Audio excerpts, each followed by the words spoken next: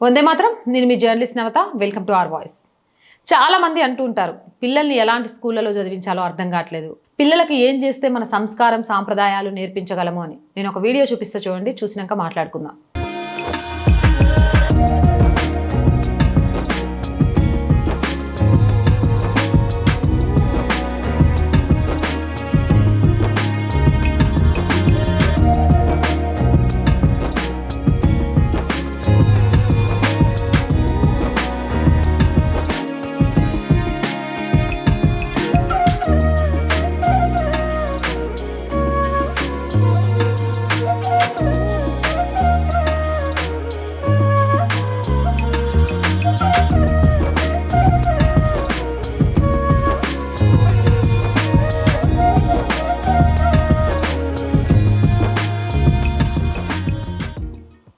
చూశారు కదా వీడియో, జగన్నాథ రథయాత్ర.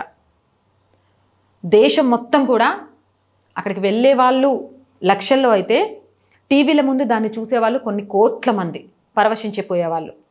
అలాంటి జగన్నాథ రథయాత్రను ఈ ఒక్క స్కూలే కాదు, కొన్ని స్కూళ్ళు చాలా గొప్పగా నిర్వహించాయి. ఎంత గొప్పగా నిర్వహించాయంటే చిన్న చిన్న ట్రక్కులు, చిన్న చిన్న బండ్ల మీద జగన్నాథుని ఫోటోలు పెట్టి పిల్లల చేత రథయాత్ర చేయించాయి. నిజంగా ఆ స్కూల్స్ అన్నిటికీ కూడా ప్రత్యేక అభినందనలు. ఇలాంటి స్కూల్స్కి ఈరోజు పిల్లల్ని పంపించాలి. ఎందుకు చెప్తున్నాను అంటే, వీళ్ళే రేపటి సనాతన హైందవ ధర్మాన్ని కాపాడే ధర్మవీరులు.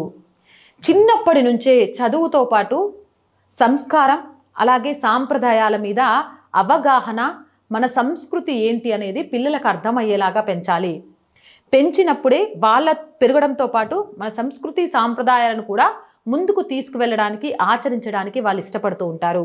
బొట్టు పెట్టుకోకున్నా పర్లేదు, గాజులు వేసుకోకున్నా పర్లేదు, పూలు పెట్టుకోకున్నా పర్లేదు, పట్టీలు పెట్టుకోకున్నా పర్లేదు, కమ్మలు పెట్టుకోకున్నా పర్లేదు, ఇంగ్లీష్ వస్తే చాలు అనుకుని పిల్లల్ని స్కూల్కి పంపిస్తే ఆ పిల్లలు పెద్దయ్యాక సనాతన ధర్మాన్ని, కన్న తల్లిదండ్రుల్ని కూడా గౌరవించకుండా తయారైపోతున్నారు. ఇంగ్లీష్ ఒక్కటి వస్తే చాలు, ఏదైనా సాధించవచ్చు అనుకుంటే మిమ్మల్ని వృద్ధాశ్రమాల పాలు చేసి వాళ్ళు ఈ దేశాన్ని విడిచి పరాయి దేశాల్లో బ్రతుకుతున్నారు. అలాంటివి జరగకుండా ఉండాలి అంటే మన సాంప్రదాయాల్ని పాటించే పాఠశాలలకే పిల్లల్ని పంపించాలి. మన సంస్కృతి సాంప్రదాయాలను, మన ఆలయాలు, మన దేవీ దేవతలు, మన ఉత్సవాల యొక్క ప్రాధాన్యత ఏంటి అనేది పిల్లలకు అర్థమయ్యేలాగా పెంచాలి. చిన్నప్పటి నుంచే వాటిని అలవాటు చేయాలి. అలా చేయడం ద్వారా మళ్ళీ మళ్ళీ మళ్ళీ చెప్తున్నా, రేపు సనాతన హైందవ ధర్మాన్ని కాపాడే వీరులుగా మీ పిల్లలు మారతారు.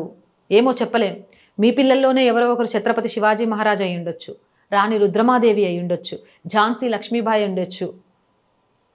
ఇలా ఈ మహానుభావులంతా ఆకాశం నుంచి ఊడి రాలేదు. చిన్నప్పటి నుంచి వారిని పెంచిన తీరే వారు అలా మారడానికి కారణమైంది.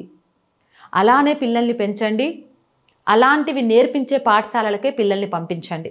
ఇది చెప్పాలనే ఉద్దేశంతో మాత్రమే ఈ వీడియో చేశాను. ఈ వీడియోపై మీ అభిప్రాయాన్ని కామెంట్ చేయండి. జై హింద్, జై భారత్.